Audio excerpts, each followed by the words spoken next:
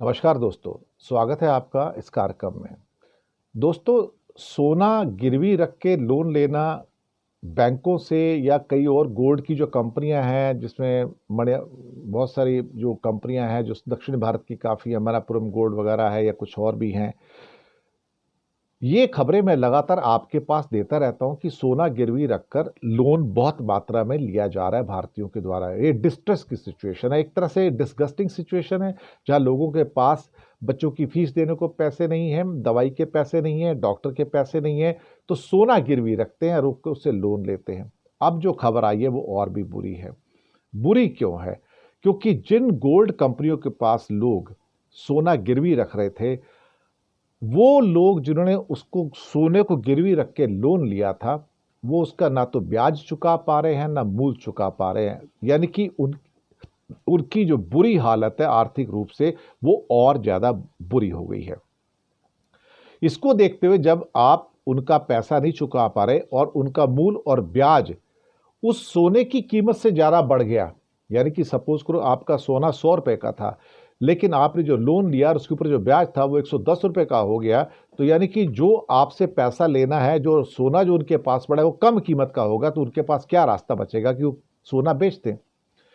अब ये इसका मतलब कि लोन लेने के बाद उसको चुकाने की स्थिति नहीं है, तो जो कंपनियां हैं वो गिरवी रखे हुए सोने की नीलामी कर रही हैं, उसको बेच रही हैं। और ये गोल्ड की नीलामी 2024 में बहुत ज़्यादा बढ़ गई और ऐसा हो गया है कि गोल्ड लेने वाली कंपनियां जो थी, जो गोल्ड लेके लोन देती थी, उनकी परेशानी आ गई।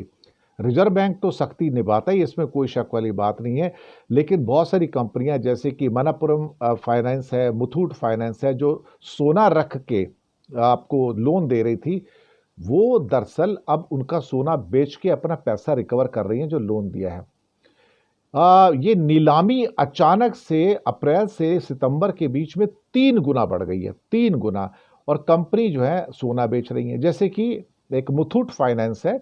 मुथूट फाइनेंस ने अप्रैल और जून के बीच में इस साल में 69 करोड़ रुपए का सोना नीलाम किया, यानी कि बेच दिया।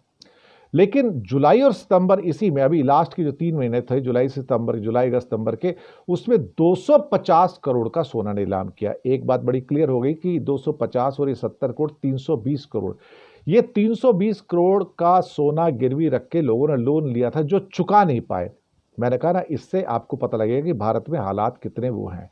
इसी तरह मणिपुर जो फाइनेंस है, उन्होंने जुलाई और सितंबर में 360 करोड़ का सोना नीलाम किया। इसका मतलब जो 360 करोड़ का जो उन्होंने लोन दिया था वो लोग नहीं चुका पाए और उनको गिरवी रखा हुआ 360 करोड़ का सोना नीलाम करना पड़ा।